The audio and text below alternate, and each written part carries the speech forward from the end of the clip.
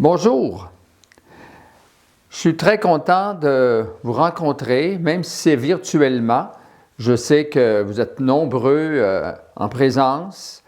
Et puis, je vous dis merci d'être là. Pour moi, c'est une grande joie de faire une présentation visuelle de la lettre pastorale que j'ai publiée le 19 mars dernier à l'occasion de la fête de Saint-Joseph.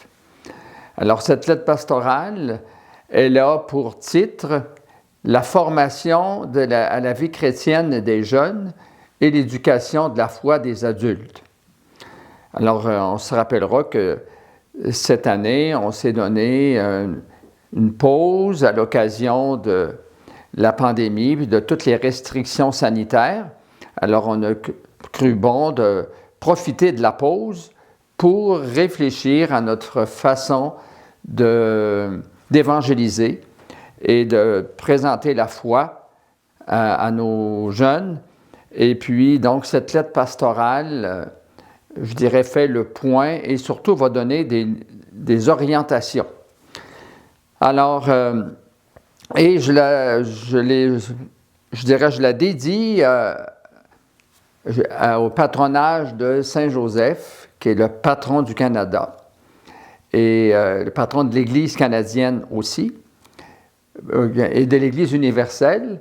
Saint-Joseph qui a été le gardien et le protecteur de la Sainte Famille, puis qui a contribué à transmettre la foi à Jésus, la foi juive.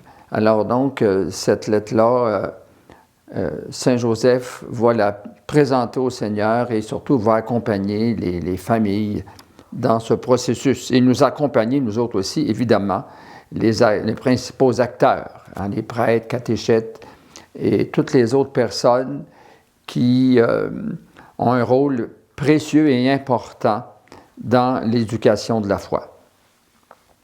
Alors, je nous souhaite à tous et à toutes un bon visionnement et une bonne appropriation de cette lettre-là pour pouvoir ensuite la mettre en pratique. Parce qu'il ne faut pas que ça reste lettre morte. Il faut vraiment qu'après ça, on passe à l'action.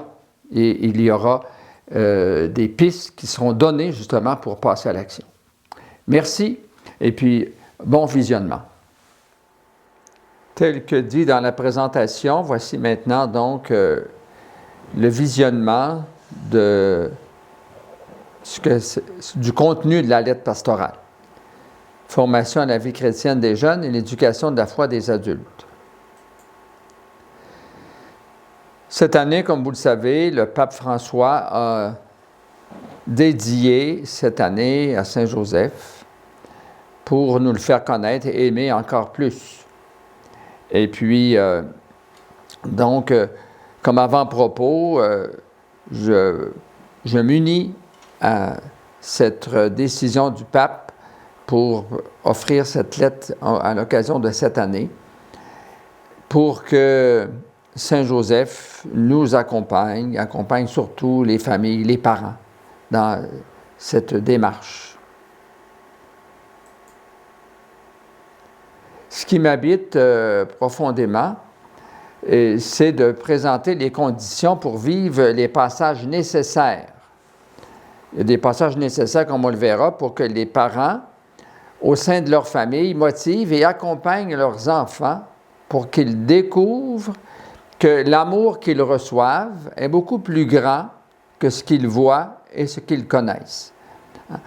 La très grande majorité des parents aiment beaucoup leurs enfants, puis ils le démontrent, mais quand les parents sont capables d'éveiller les enfants à un amour plus grand qui nous transcende, bien, c'est là que l'éveil à la foi se fait, et puis l'ouverture des cœurs pour la relation avec Dieu qui nous aime et Jésus. Donc, on confie à Saint-Joseph, on voit la belle relation entre Jésus et Joseph. C'est souhaitable que cette relation-là soit également vécue à l'intérieur de nos familles. Alors, comme en guise d'introduction, l'automne dernier, au début septembre, au moment où l'année pastorale allait reprendre, Comme on savait qu'il y avait une deuxième vague qui était annoncée, puis que très probablement on ne pourrait pas fonctionner comme avant, étant donné aussi que le printemps dernier, en mars 2020, il y a eu, tout a été mis sur pause, les églises ont été fermées durant plus de 3 mois, et disons que les jeunes qui étaient à se préparer pour recevoir un sacrement n'avaient pas pu le faire. Alors j'ai demandé que se complètent les préparations à l'un ou l'autre des sacrements.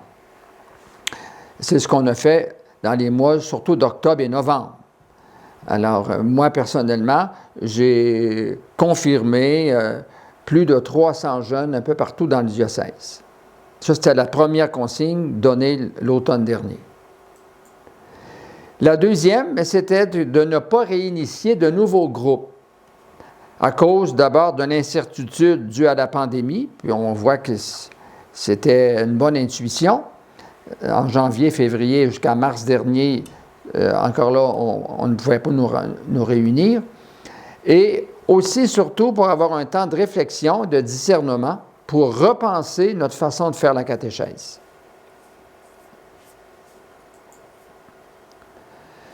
Nous constatons bien que nous sommes en situation de post-chrétienté, mais nous avons gardé à peu de choses près le fonctionnement de la chrétienté, soit préparer des jeunes à recevoir un sacrement en quelques rencontres, comme s'ils étaient assez familiers avec Jésus et que la foi était alimentée dans la famille.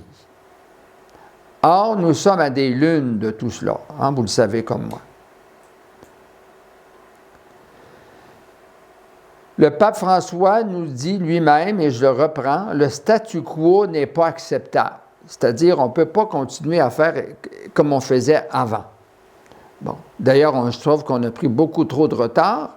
Voyez-vous, déjà en 2013, le pape François a publié le 8 décembre son exhortation « La joie de l'Évangile », qui a pour sous-titre « L'annonce de l'Évangile dans le monde d'aujourd'hui ». Alors, dans cette exhortation, le pape François dit avec beaucoup de clarté, justement, qu'il faut maintenant être missionnaire, agir comme dans un contexte, non pas de chrétienté, mais dans un contexte missionnaire. Il écrit que sa lettre, c'est un programme. Donc, c'était pas à lire comme un roman ou un autre livre d'histoire. Hein? C'était un programme de pastoral et missionnaire sur lequel appuyer nos réflexions, nos orientations pastorales, nos programmes d'action et tous nos changements de structure pour plusieurs années. Et il a dit qu'il est nécessaire de passer d'une pastorale de simple conservation à une pastorale vraiment missionnaire.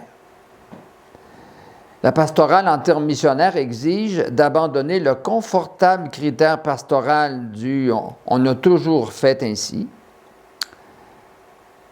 J'invite chacun à être audacieux et créatif dans ce devoir de repenser les objectifs, les structures, le style et les méthodes évangélisatrices de leur propre communauté.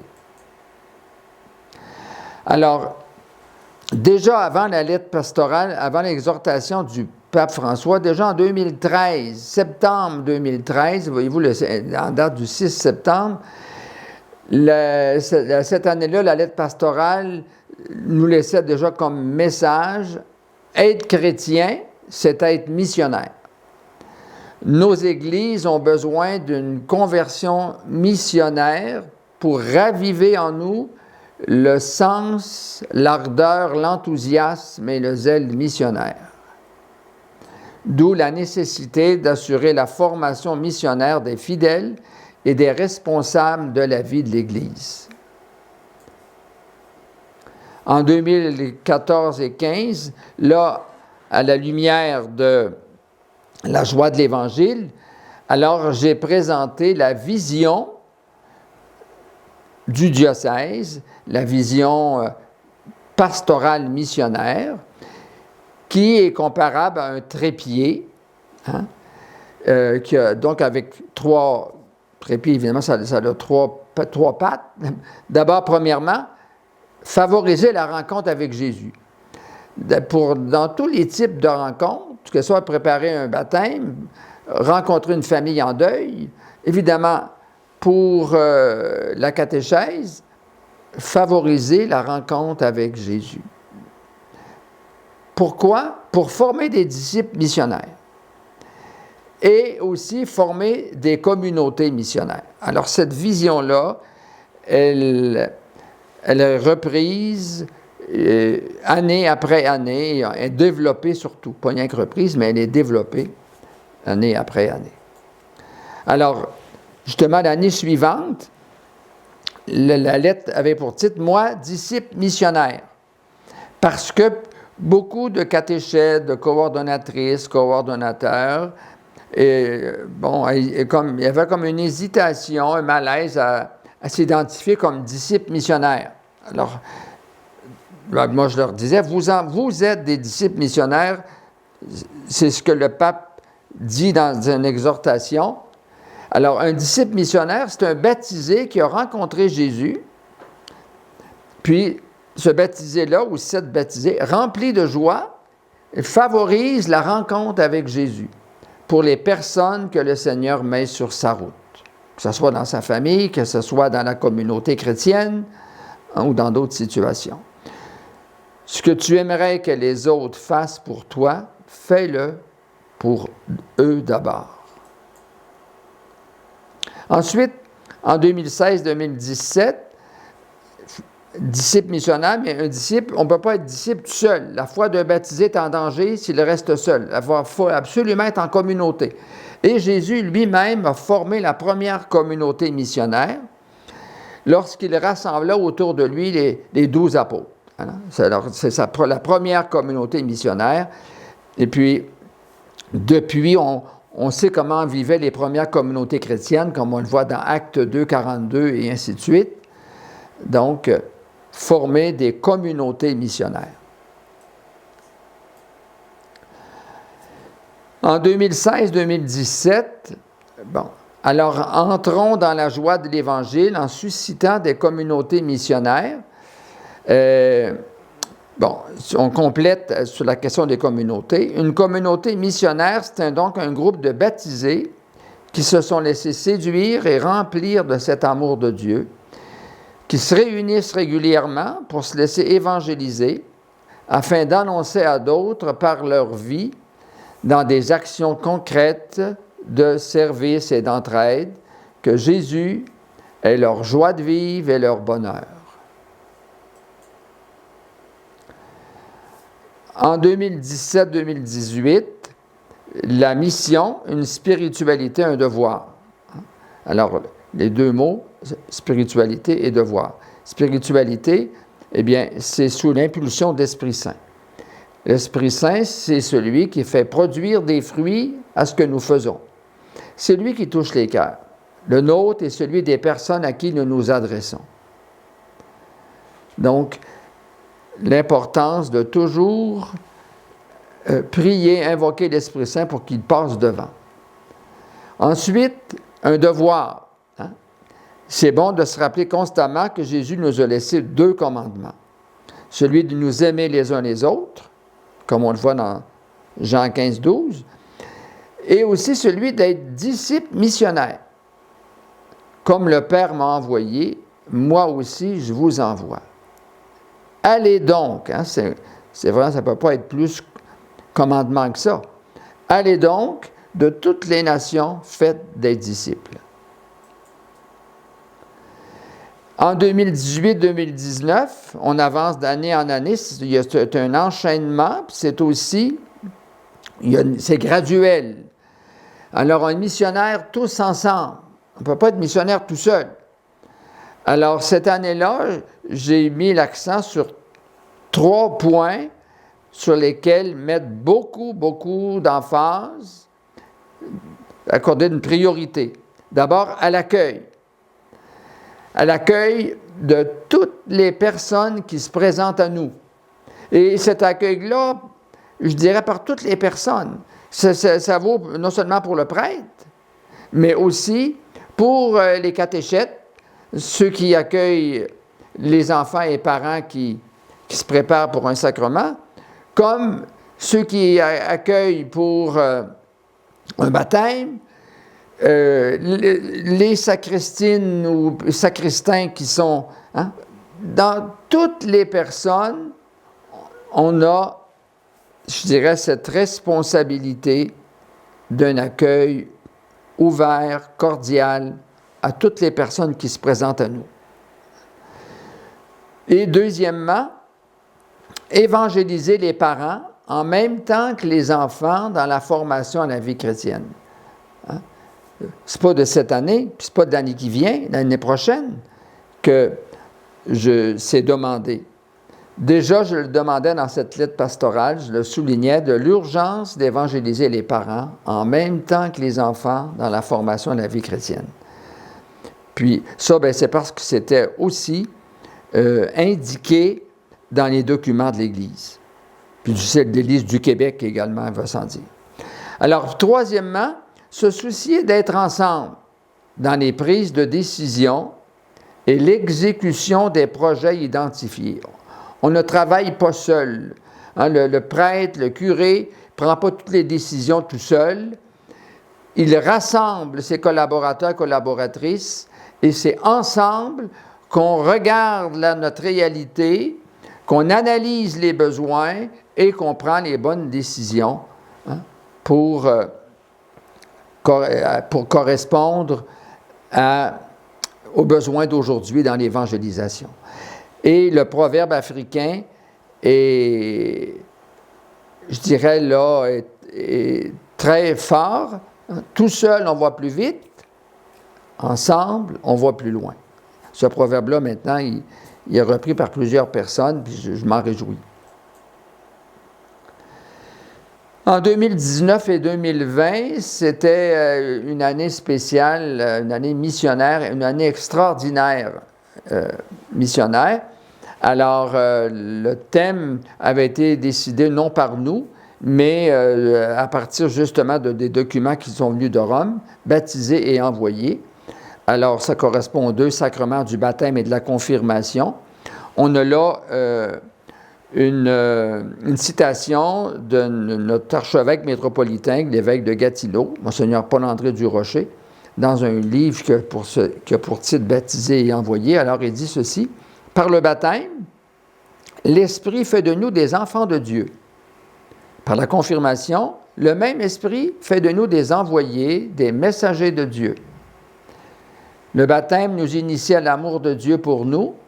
La confirmation nous engage à l'amour de Dieu pour les autres.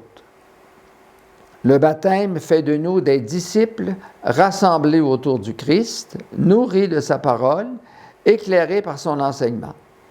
La confirmation fait de nous des apôtres, envoyés par le Christ pour annoncer sa parole et devenir sel de la terre et lumière du monde. Nous sommes donc devant des défis de taille. Et pour moi, ces 3-là sont incontournables. D'abord, prendre acte que nous sommes en contexte missionnaire et agir de façon cohérente avec cette réalité. Un contexte missionnaire et non plus agir comme en temps de chrétienté. Donc, d'agir de façon cohérente avec cette réalité. Un autre défi, c'est de mettre en place un processus d'évangélisation dans lequel se situera la catéchèse. Ce processus d'évangélisation, je ne l'invente pas. Hein? On le retrouve dans le directoire de la catéchèse publié en 2020, qui nous sera présenté à l'instant. Et enfin, troisième défi, élaborer du matériel pédagogique qui guidera à la fois les catéchètes et les parents. Ça aussi, c'est déjà commencé.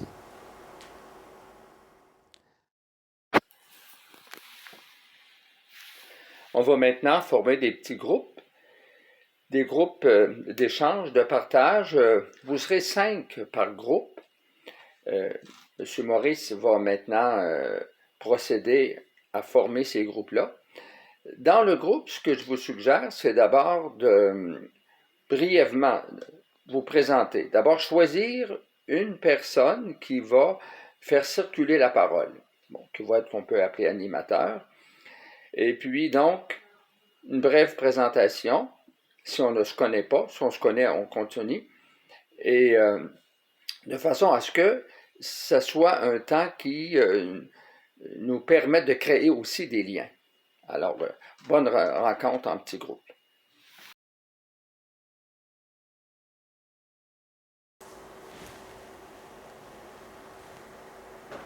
Alors, on revient. Les fondements missionnaires, de l'action missionnaire. Alors, l'initiative de l'action missionnaire ne vient pas de l'Église. Donc, elle ne vient pas d'un évêque, elle ne vient pas de moi. C'est une initiative qui vient de Dieu, puis de son insondable mystère d'amour. Dieu a tellement aimé le monde qu'il a donné son Fils unique, afin que tout homme qui croit en lui ne meure pas, mais ait la vie éternelle. Ceux qui ont participé au parcours Alpha Jeune, le dernier thème qu'on a vu justement la semaine dernière, c'était la grande histoire. Alors, cette grande histoire-là, justement, nous a situés sur l'amour de Dieu. Dieu qui est tout amour, puis Dieu qui, de toute éternité, a un projet d'amour. Et dans sa première œuvre, ça a été la création. Puis, comme les humains ont coupé la première alliance, ben Dieu a continué, lui, d'être fidèle à son projet d'amour, puis c'est là qu'il a envoyé son Fils. Et on continue. Alors, Dieu est donc le sujet et la source de l'action missionnaire, puisque c'est lui qui envoie le Fils et l'Esprit Saint. Rien ne peut faire obstacle à son amour et à sa bienveillance pour l'humanité sur laquelle il se penche en vue de panser ses plaies. Jésus, qui a passé sa vie en faisant le bien et en aimant jusqu'au bout, à l'extrême même, a donné sa vie sur la croix et il est ressuscité.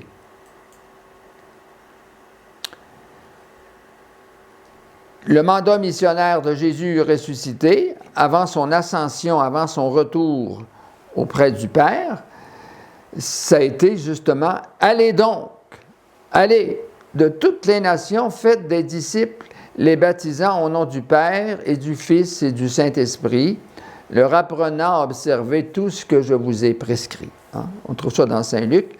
On a semblement les mêmes mots dans l'Évangile de Saint-Marc au chapitre 16.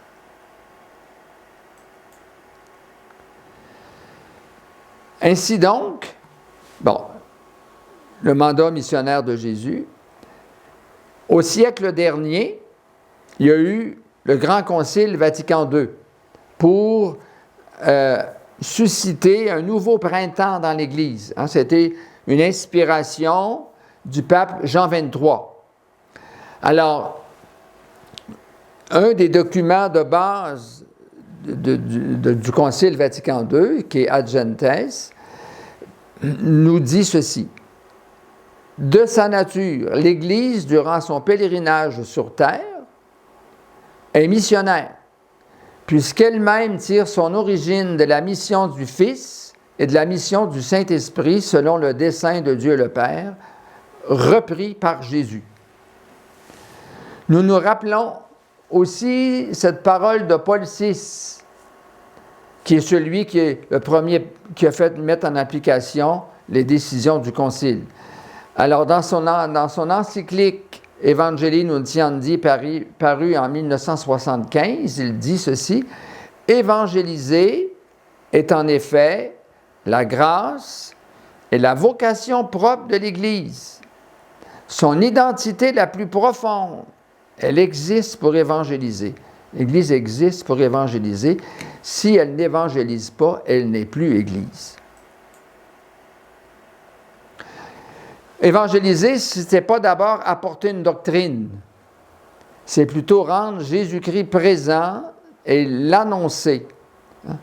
Ce qu'on voit dans le directoire de la catéchèse au numéro 29, celui qui est paru l'an passé en 2020. Le pape François commence ainsi son exhortation de 2013. La joie de l'Évangile remplit le cœur et toute la vie de ceux qui rencontrent Jésus. Ceux qui se laissent sauver par lui sont libérés du péché, de la tristesse, du vide intérieur, puis de l'isolement.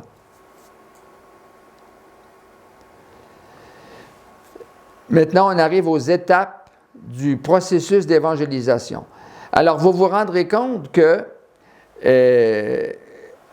ce qu'on vous présente là, de façon visuelle, hein, qu'on regarde ensemble, c'est pas le texte intégral de la lettre. Vous pourrez le lire chez vous. D'ailleurs, probablement que ça a déjà été fait. Ici, on vous présente l'essentiel. Et dans les étapes du processus d'évangélisation, ce qui est au cœur, ce qui est fondamental, c'est la parole de Dieu. Hein, la parole de Dieu, elle est la base, puis le fil conducteur du processus d'évangélisation. La parole de Dieu, elle est la lumière que Dieu met sur notre route par l'Esprit Saint. Il n'y a pas d'évangélisation vraie si le nom, l'enseignement, la vie, les promesses, le règne, le mystère de Jésus de Nazareth, Fils de Dieu, ne sont pas annoncés sous diverses formes. Soit la première annonce, les différents types de catéchèse, l'homélie, la prédication, la lecture priante, également sous forme de Lectio Divina, la piété populaire et d'autres formes encore. Dans le processus d'évangélisation, il y a différentes étapes ou phases successives. Encore là, je vais être prudent dans la phase successive parce que ce n'est pas linéaire. Hein, puis le directoire de la catéchèse le dit clairement, ce n'est pas linéaire. C'est pour ça d'ailleurs qu'on a fait, hein, on vous présente justement quelque chose qui est circulaire. Alors, la première phase, c'est la pré-évangélisation. La deuxième, c'est la première annonce, qui est aussi le kérigme. La troisième, c'est la catéchèse. Puis la quatrième, c'est la formation continue, ce qu'on a dans la pastorale en général, puis la pastorale missionnaire. Parce que la pastorale missionnaire, c'est partie intégrante de la pastorale ordinaire. Alors, maintenant, on va voir de façon détaillée chacune de ces phases-là. La pré-évangélisation, bien évidemment, elle doit être faite par des disciples missionnaires, hein, des personnes qui ont déjà fait la rencontre avec Jésus, puis qui vivent leur engagement de baptiser, hein, baptiser et confirmer. Alors, la pré-évangélisation, ça consiste à témoigner de la charité et de la solidarité, donc de ceux et celles qui ont déjà rencontré Jésus, les attitudes requises des disciples missionnaires. Donc, dans la pré-évangélisation, il y a des attitudes qu'on doit mettre, qui doivent être intégrées, assimilées. L'ouverture du cœur. On n'est pas là pour juger les personnes. Puis encore là, on ne reste pas renfermé sur soi-même. Donc, l'ouverture du cœur. L'écoute. Hein? L'écoute.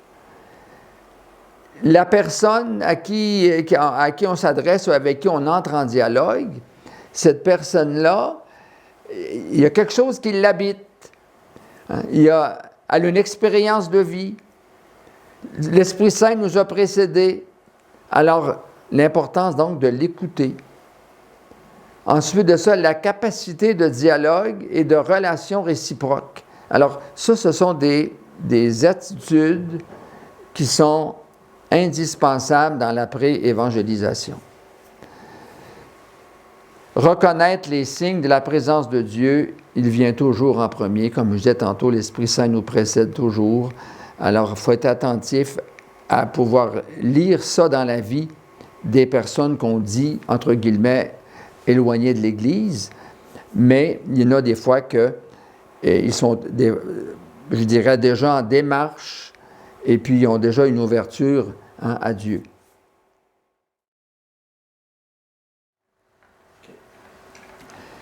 Vous êtes tous et toutes des disciples missionnaires.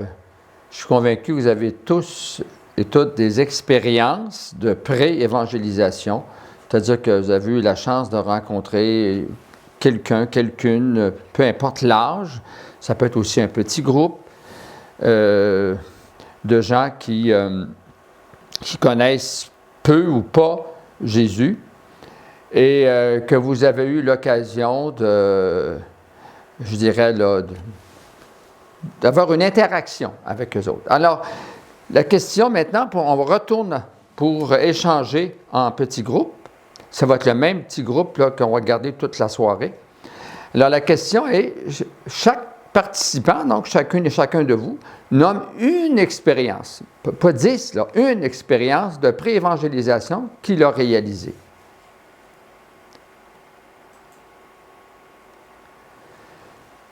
On reprend. Alors, on a parlé de la pré-évangélisation. Maintenant, la première annonce.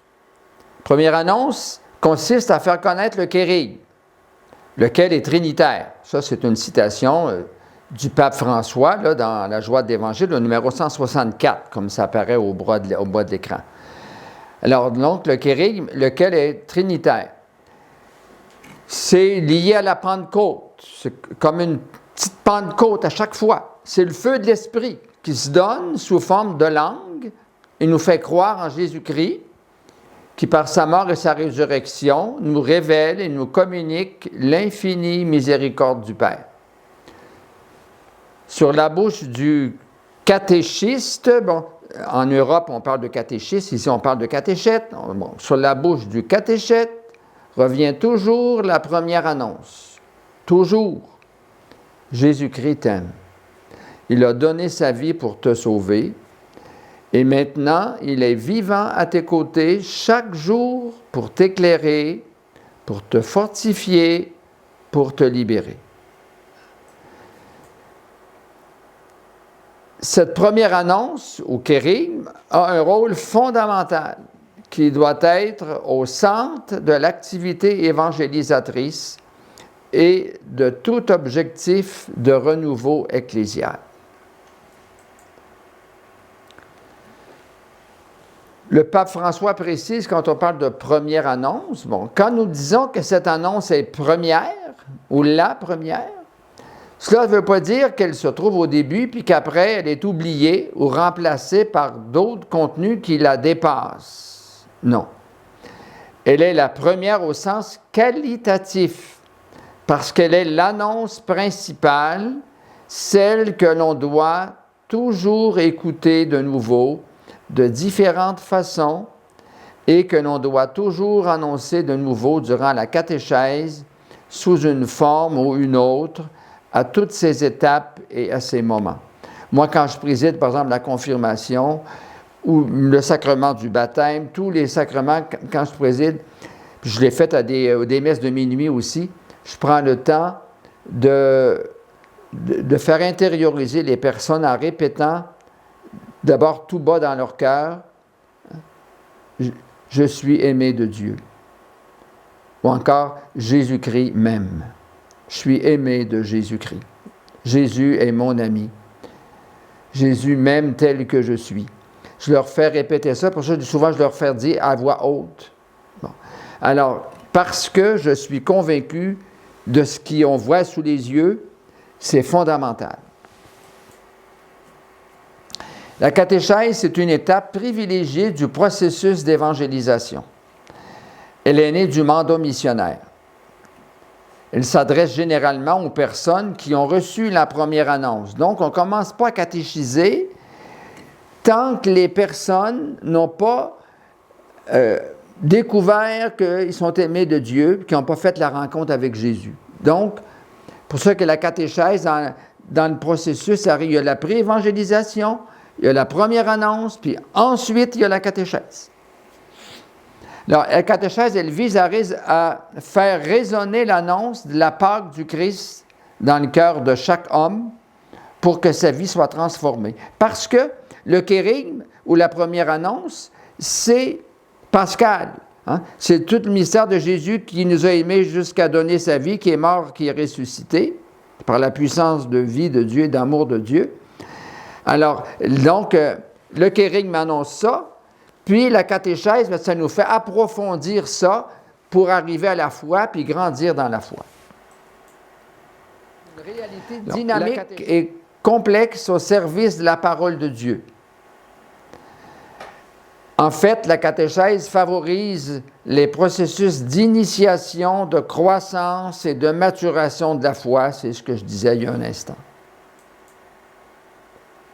C'est quoi le kérigme? Et ensuite de ça, quel est le lien entre la catéchèse et le kérigme? Alors, une fois de plus, on va s'arrêter et on va retourner en petits groupes pour échanger sur ces deux questions-là. C'est quoi le kérigme? Puis quel est le lien entre la catéchèse? Alors, comme vous venez de le dire, de partager dans vos petits groupes, alors il y a une relation intime entre le kérigme et la catéchèse.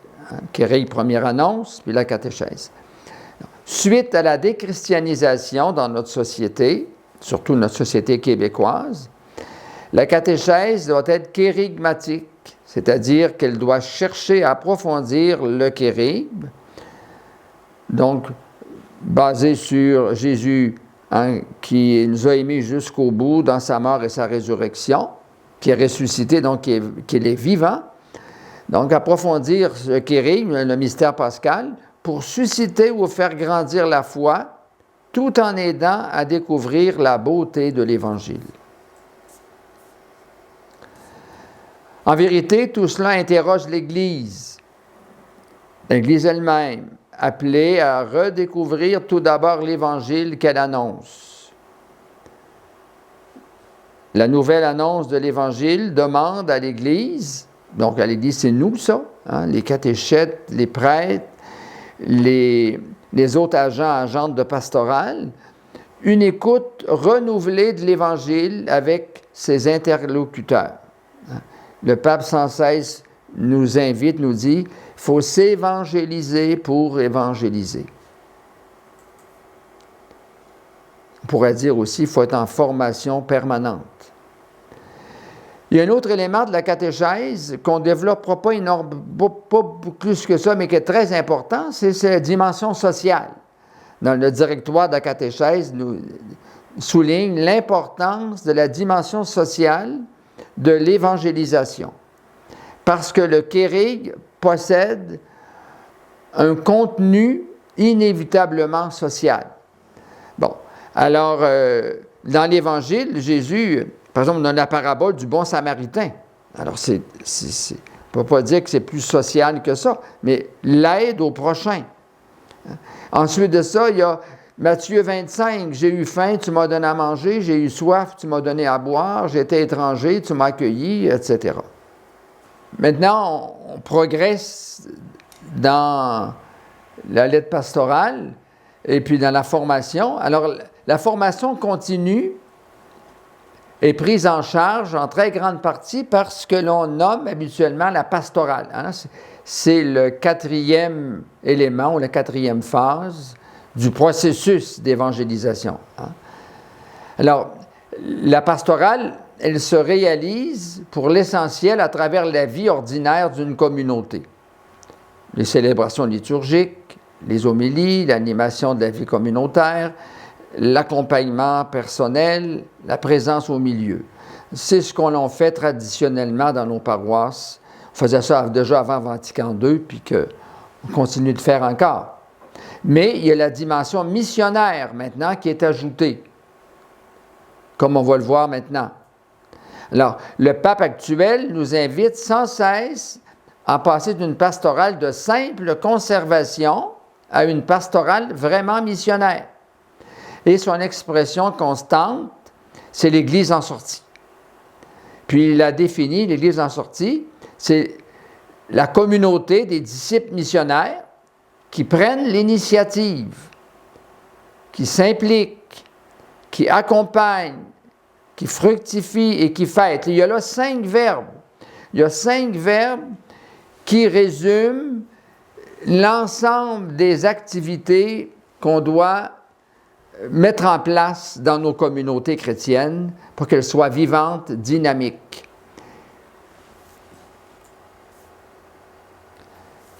L'Église n'est pas une douane. Le pape répète ça aussi constamment. Hein? Ce n'est pas de la bureaucratie. L'Église n'est pas une douane. Elle est la maison paternelle où il y a de la place pour chacun avec sa vie difficile. Donc, c'est toute la dimension de l'accueil inconditionnel, de la miséricorde, hein, de la bonté, de la patience que ça peut prendre avec les personnes. Hein. Bon, l'Église doit parvenir à tous, sans exception, tout en privilégiant avant tout les pauvres et les malades, ceux qui sont souvent méprisés et oubliés. Et cette grande citation dans la joie de l'Évangile au numéro 49, alors le pape dit « Sortons, sortons » pour offrir à tous la vie de Jésus-Christ. Je préfère une Église accidentée, blessée et sale pour être sortie par les chemins plutôt qu'une Église malade de la fermeture et du confort de s'accrocher à ses propres sécurités. Si quelque chose doit saintement nous préoccuper et inquiéter notre conscience, c'est que tant de nos frères et sœurs vivent sans la force, la lumière et la consolation de l'amitié de Jésus-Christ, sans une communauté de foi qui les accueille, sans un horizon de sens et de vie. Voilà ce qui doit nous inquiéter. Bon, maintenant, on reprend, on a parlé du catéchuménat, on a parlé des étapes du processus d'évangélisation. Maintenant, on va voir la dimension catéchuménale que doit avoir notre catéchèse, entre autres. Bon, le catéchuménat, c'est une pratique qui remonte au début de l'Église. Il s'adressait à des adultes récemment convertis, non baptisés.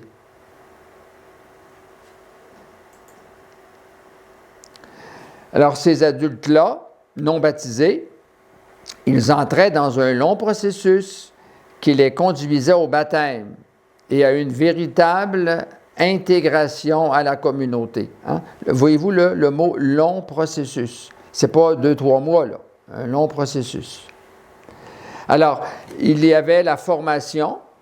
Bon, donc, il y avait des éléments d'enseignement, de la formation, mais aussi des apprentissages.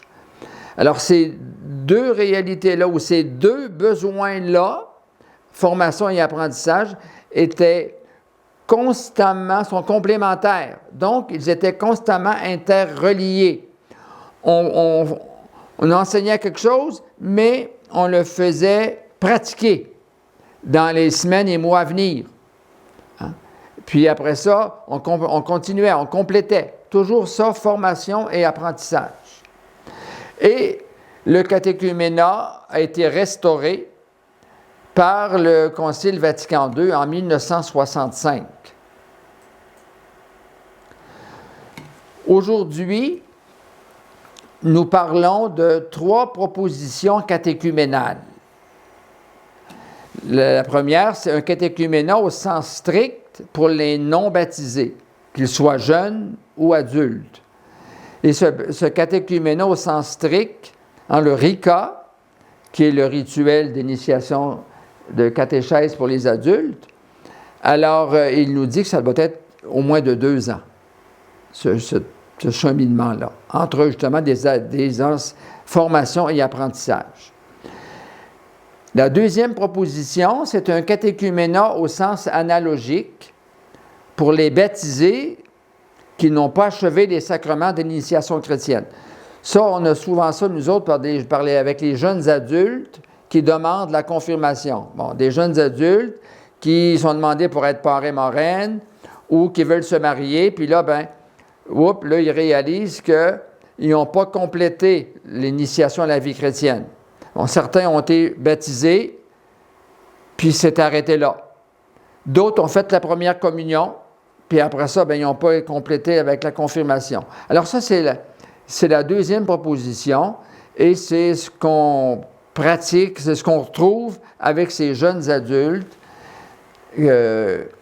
Ici, dans le diocèse, jusqu'à cette année, il y avait 2 fois par année des groupes qui se préparaient. Il y a une confirmation qui avait lieu à la fin du printemps à la Pentecôte et une autre qui avait lieu à la fin de l'automne, à la fête du Christ roi. Et la troisième proposition, c'est celle qui nous intéresse particulièrement, une catéchèse d'inspiration catéchuménale pour tous les âges, afin d'en arriver à une adhésion au Christ, notre Seigneur et notre Sauveur. Donc, une catéchèse d'inspiration catéchuménale. Il s'agit d'en assumer le style. Je dirais, il ne s'agit pas d'appliquer ça, de tout appliquer à la lettre, mais c'est l'esprit qui est important. Il s'agit d'en assumer le style et le dynamisme de formation, et de là la notion de gradualité dans l'itinéraire proposé. Donc, la gradualité, ça implique qu'il y a des passages, ou encore, si c'était un escalier, il y a différentes marches à monter. Alors, s'il y a 7 marches à monter, quand on était à la première, on n'est pas à la 5e. Puis quand on est à la 3e, on n'est pas encore à la 7e. Hein? Il y a une gradualité. Dans l'idéal des choses, l'annonce du kérygme dans la catéchèse devrait susciter la rencontre avec Jésus et la prise de conscience que chaque personne est aimée du Père telle qu'elle est. Puis en complémentarité, le mode catéchuménal devrait donner les fruits suivants. Donc, ça veut dire ça que s'il ne faut pas trop... La gradualité, là, c'est-à-dire qu'on commence par le kérygme, puis la catéchèse, mais avec le mode catéchuménal, on s'assure qu'il y a une progression dans le temps, puis il y a cette gradualité pour en arriver à une profession de foi vivante et explicite. Un esprit missionnaire, développer l'esprit missionnaire chez les jeunes ou jeunes adultes qui reçoivent un sacrement. Une ouverture aux autres dans un esprit de service et de solidarité. Et enfin, le besoin de la communauté. Alors, quand nos jeunes arrivent à la confirmation, peu importe l'âge, tous ces éléments-là, ils devraient avoir intégré ça dans leur vie. Mais ça, c'est l'idéal, vous allez me dire. C'est vrai. Mais vas-tu penser qu'au moins qu'il peut y en avoir quelques-uns? Hein? Besoin de la communauté, entre autres. Hein? Et puis l'esprit missionnaire. Le service, la solidarité à pratiquer. C'est ça, pratiquer l'Évangile. Aimer comme Jésus. Bon, alors pour en arriver à cette démarche, une catéchèse d'inspiration catéchuménale, il y a des indispensables conversions à faire, qui nous attendent. Alors, M. Denis Petitclerc, c'est un ami personnel que je connais très bien, avec qui j'ai travaillé. Alors, il est membre de l'équipe diocésaine de pastorale pour l'archidiocèse de Québec. Alors, il affirme ceci: on a 2 passages à faire dans l'éducation de la foi. Et voici lesquels. Le premier passage, c'est de passer d'une présentation du Christ et des Écritures, enfin, ça c'est un peu les enseignements traditionnels, à passer à une rencontre du Christ et une expérience avec lui. Donc, ce n'est pas tout de présenter du contenu. Il faut favoriser, comme on disait tout à l'heure, la rencontre avec Jésus, la rencontre avec le Christ, une expérience avec lui. Donc, passer de la mentalité du faire catéchèse à une attitude où on accompagne la personne sur le chemin de sa rencontre du Christ.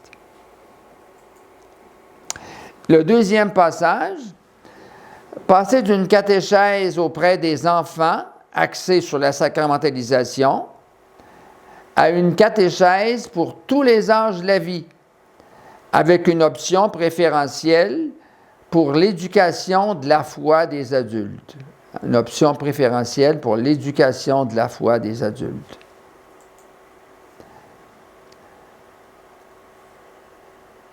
Je réalise, dans mes lettres pastorales, on a présenté un résumé tout à l'heure, au début. Dans les lettres pastorales, je parlais de catéchiser les parents en même temps que les enfants. J'ai parlé beaucoup de former des disciples missionnaires, des communautés missionnaires, enfin. Je réalise, là, 5 ans après, 6 ans après, parce que la première lettre en 14-15, ça fait déjà 7 ans de ça. Moi, j'avais l'illusion que parce que je l'avais écrit, que nos prêtres, avec leurs équipes, les catéchètes, mettraient ça en pratique. Je réalise maintenant qu'il ne suffisait pas de l'écrire, mais qu'il fallait mettre en place un processus d'accompagnement et de formation des catéchètes et des prêtres pour y arriver. Le premier passage met en lumière l'accompagnement. L'accompagnement.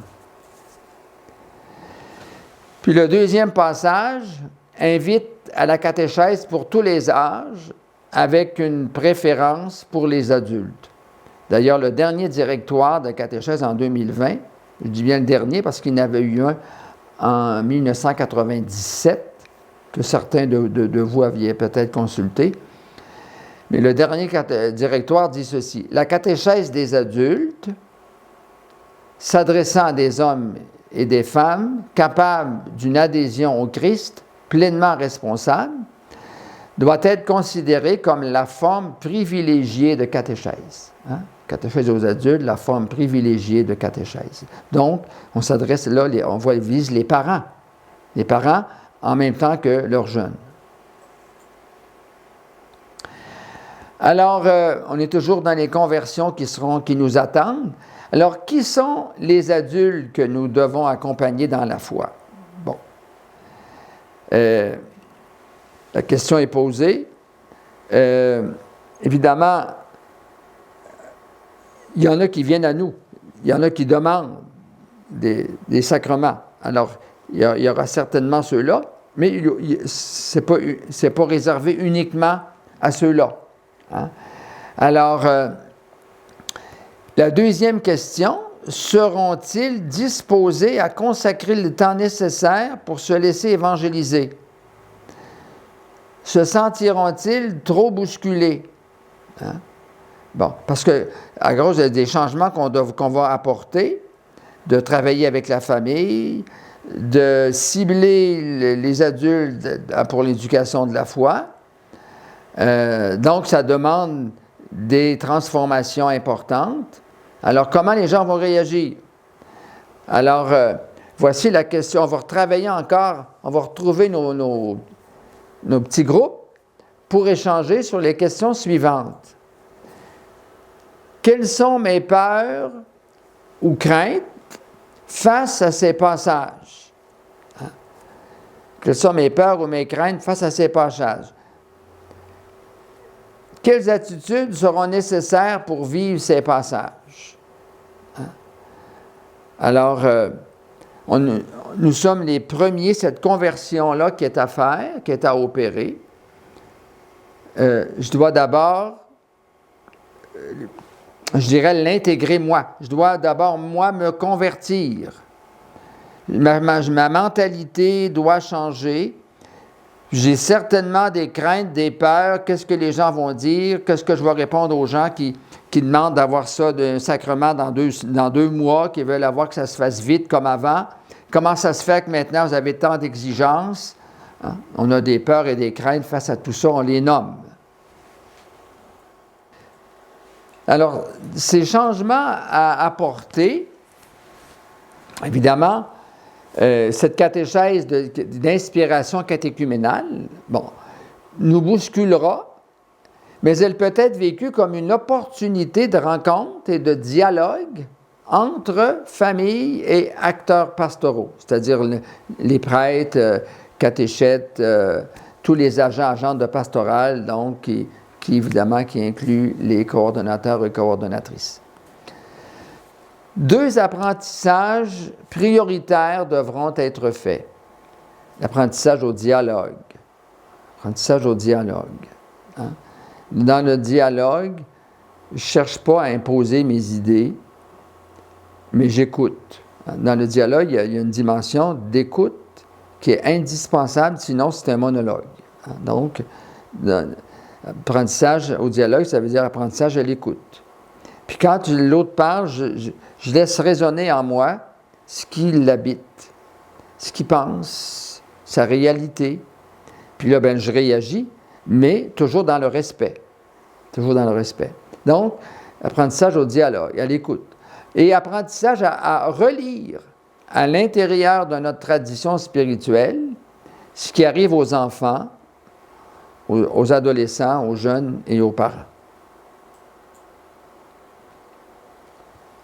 Quelle belle opportunité aurons-nous de faire de la famille le lieu de catéchèse. Donc, c'est la famille qui va devenir le lieu de la catéchèse, soit de transmettre l'Évangile en l'enracinant dans un ensemble de valeurs humaines. La foi doit s'enraciner dans des expériences humaines et il revient aux parents de veiller à la complémentarité entre le naturel et le spirituel. Notre rôle à nous, comme Église, c'est-à-dire comme agent de pastoral, notre rôle, ce sera de guider les parents, guider les familles, les accompagner, les guider, les accompagner, puis de les encourager. Les encourager. Nous avancerons à la lumière de la parole de Dieu. Elle sera au cœur de toutes les démarches que nous avons prévues. Maintenant, on arrive à la force de la formation. La catéchèse, sous l'angle kérigmatique et missionnaire, nécessite l'application d'une pédagogie d'initiation inspirée de l'itinéraire catéchuménal, répondant avec une sagesse toute pastorale à la pluralité des situations. DC, là, c'est le directoire de la catéchèse, numéro 65. Alors, de la formation, la force de la formation, bon, cette année, en 2021, à cause, justement, on a profité, ici au diocèse d'Amos, on a profité de la pause, et puis de toutes les restrictions qui étaient faites par la santé publique pour donner de la formation sur le plan virtuel. On se servait énormément de l'Internet, donc le programme Zoom. Il y a eu le programme suivant, Embarquer dans l'Église du Québec. Bon, je l'ai laissé là parce que c'est un programme qui a été préparé par l'Université Saint-Paul d'Ottawa pour les agentes de pastoral qui sont venus de l'extérieur. Donc, nous autres, ici, on a 10 personnes qui ont suivi cette formation-là, par des professionnels, des spécialistes.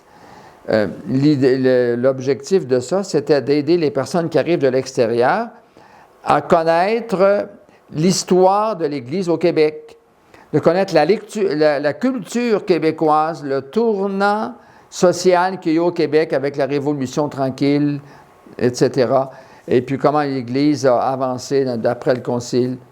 Bon, alors donc, embarquer dans l'Église du Québec, cette formation-là, que je disais qu'il y a 8 prêtres qui l'ont suivi, 8 venus d'Afrique, 6 venus d'Afrique et 2 venus de la Colombie. Et puis il y a Nelson qui est diacre de transition, et aussi Enrique qui est l'assistant coordinateur de pastoral qui a suivi cette formation-là. Ensuite, il y a eu le parcours Alpha jeune. On était à 43. Plusieurs d'entre vous l'avaient suivi. Ils viennent de terminer là, le 22 avril dernier. Ensuite de ça, il y a eu l'introduction à l'hybride en pastoral avec Mme Isabelle Correa. Ça a été 6 heures de formation, encore là, très profitable, très appréciée, mais qui est à compléter. Alors, il y a des demandes pour approfondir. Ensuite de ça, la formation qui va se donner par Mme Sophie Tremblay, qui va commencer la semaine prochaine, mardi, pour 6 mardis consécutifs, à partir du 4 mai. Alors, accompagner les familles sur les chemins de la foi dans un esprit missionnaire. Alors, si vous n'êtes pas encore inscrit à cette formation-là, il est encore le temps, mais c'est urgent de vous inscrire pour cette formation-là. Puis si vous réalisez que dans votre paroisse, des personnes directement impliquées dans l'éducation de la foi ou dans la catéchèse, qui ne sont pas inscrites, bien, motivez-les à s'inscrire. Parce qu'autrement, il va y avoir des conflits quand on va arriver au mois d'août, septembre, parce que vous voudrez faire le passage nécessaire, puis eux autres, ils vont vouloir rester dans le passé. Donc, la formation, la force de la formation, puis il faut envisager de plus en plus d'être en formation permanente. Puis aussi, Jésus nous parle aujourd'hui, c'est de la formation qui est donnée chaque jour par l'Évangile et le commentaire de l'Évangile de chaque jour sur le site Corazones Misioneros d'Amos, que Enrique Martinez pilote. Alors, cette formation est nécessaire et même indispensable pour que nous réalisions la conversion missionnaire attendue pour la formation à la vie chrétienne. Le pape François nous rappelle constamment que nous devons nous laisser évangéliser pour évangéliser. Et il dit, chaque être humain a toujours plus besoin du Christ et l'évangélisation ne devrait pas accepter que quelqu'un se contente de peu, mais qu'il puisse dire pleinement, ce n'est plus moi qui vis, mais le Christ qui vit en moi. Ainsi, sous l'action de l'Esprit Saint, l'œuvre de formation agit comme une transformation de la personne qui intériorise de manière existentielle le message évangélique, de sorte que celui-ci puisse être lumière et orientation pour sa vie et pour sa mission en Église. Encore là, ceci vient du directoire de la catéchèse. Nous arrivons à la conclusion et orientation pour notre diocèse. Alors, en conclusion, vous êtes certainement conscient qu'au Québec, nous sommes dans un contexte missionnaire. Cela implique que nous ne pouvons plus faire comme avant. Dans nos activités pastorales, et particulièrement lorsque nous arrivent des demandes pour recevoir les sacrements, surtout ceux de l'initiation à la vie chrétienne. Je le répète, le cœur de la catéchèse consiste à créer les conditions pour que celui ou celle qui fait une demande puisse rencontrer Jésus. Créer les conditions. On ne peut pas l'imposer, mais au moins créer les conditions dans l'espace, dans le temps, puis dans l'accompagnement. Pour que donc celui qui fait une demande puisse rencontrer Jésus, faire l'expérience de son amour personnel et sans limite, et décider de marcher à sa suite. Dans la mesure où nous avons une connaissance claire du processus d'évangélisation, qu'on a vu plus tôt dans la lettre, nous pouvons guider et accompagner nos frères et sœurs dans un chemin qui leur procurera de la joie et de l'épanouissement. La joie, c'est tout plein de ce que nous dit le pape. Le premier, la joie de l'Évangile remplit le cœur et toute la vie de ceux qui rencontrent Jésus. C'est la première phrase de la joie de l'Évangile, le numéro 1. Ce processus d'évangélisation nous servira de base pour nos décisions et le choix des actions à poser dans la mission. Donc, puisqu'on parle du processus d'évangélisation, on a le temps de retourner en petits groupes pour répondre à la question suivante. Quelles sont les composantes du processus d'évangélisation? Quelles sont les composantes du processus d'évangélisation? Je vais vous aider. Il y en a 4. Bon, mais il faut les nommer. Qu'est-ce qui caractérise chaque composante? Hein? Qu'est-ce qui les caractérise, chaque composante? Alors, un bref travail encore dans votre petit groupe. À plus tard. Bon, alors vous avez bien travaillé. Voici maintenant la première orientation. Première orientation, c'est la suivante. Dorénavant, dans le diocèse d'Amos, nous ne préparerons plus des enfants à recevoir tel ou tel sacrement d'initiation par 3 ou 4 rencontres rapides, ce qui s'est fait abondamment les dernières années. Nous allons entrer en dialogue avec les parents, parce que maintenant c'est toute la famille. Non, on va entrer en dialogue avec les parents. Nous allons cheminer en famille sur le chemin de la foi. Voici donc la première orientation. Il n'y aura pas de réception de sacrement la première année. L'attention sera portée à connaître, rencontrer Jésus et découvrir combien je suis aimé de lui et de Dieu notre Père.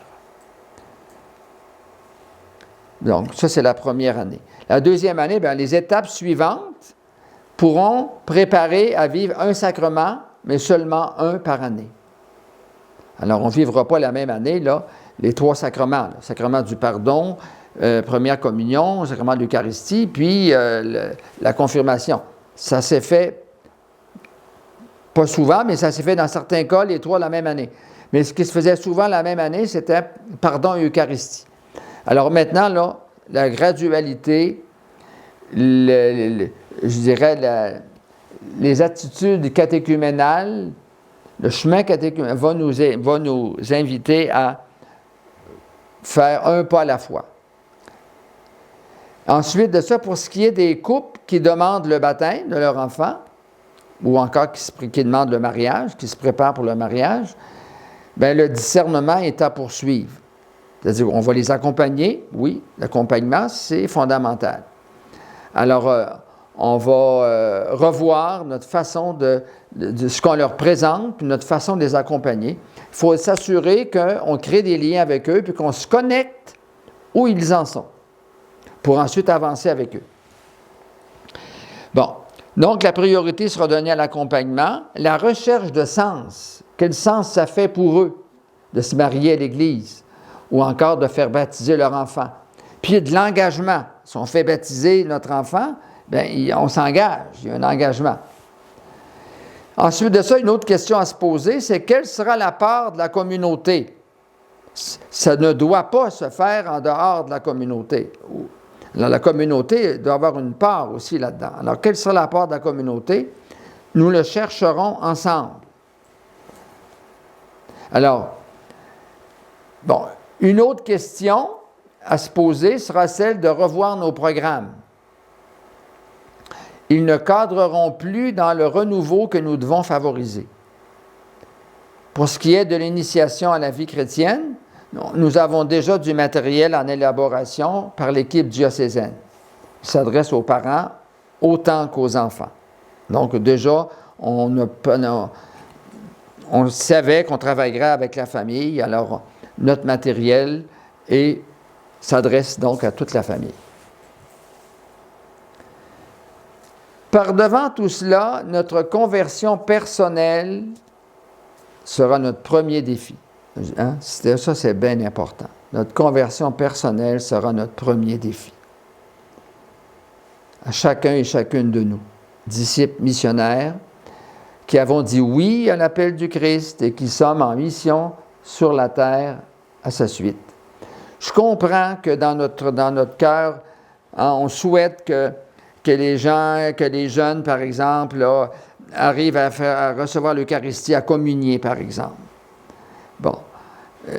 Mais il faut se demander qu'est-ce qui est le plus important, qui ait fait le sacrement, qu'il y ait un papier qui dise qu'ils ont fait tel sacrement, ou encore qu'ils aient fait la rencontre avec Jésus, et puis qu'ils deviennent des disciples, puis des disciples missionnaires. Alors, dans le processus d'évangélisation, puis dans un contexte de missionnaire, ben c'est ça qu'on doit viser, former des disciples missionnaires. Notre conversion, tout comme notre formation, devra être constante avec la grâce de l'Esprit Saint. Enfin, personne ne portera des fruits de son travail missionnaire seul. Là-dessus, avec la grâce de l'Esprit Saint, moi, je vous demande, tout à l'heure, on a nommé des peurs, des craintes. Bon, vous savez quelles sont vos résistances personnelles face à ce qui est proposé. Déjà, priez l'Esprit Saint. Demandez à l'Esprit Saint de vous aider à faire confiance, vous aider à faire confiance, de vous aider à avancer, puis à garder la paix, la sérénité dans ces changements-là qu'on a apportés. Alors donc, on n'agit pas seul. Ce n'est qu'ensemble, dans la communion au Christ ressuscité, qui a promis d'être toujours avec nous, que nous contribuerons à faire naître, grandir et rayonner la foi dans nos familles et dans nos communautés. Voici maintenant la conclusion de la conclusion.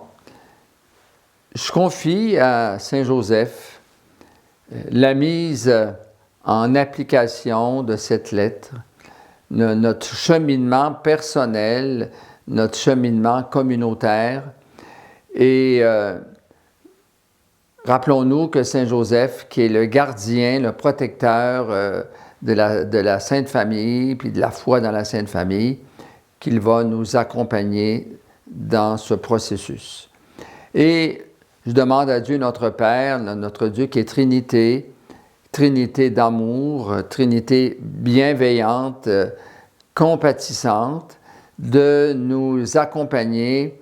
Et en son nom, je vous bénis, au nom du Père et du Fils et du Saint-Esprit. Amen. Bonne continuité et puis à très bientôt pour la formation qui va se donner avec Mme Sophie Tremblay.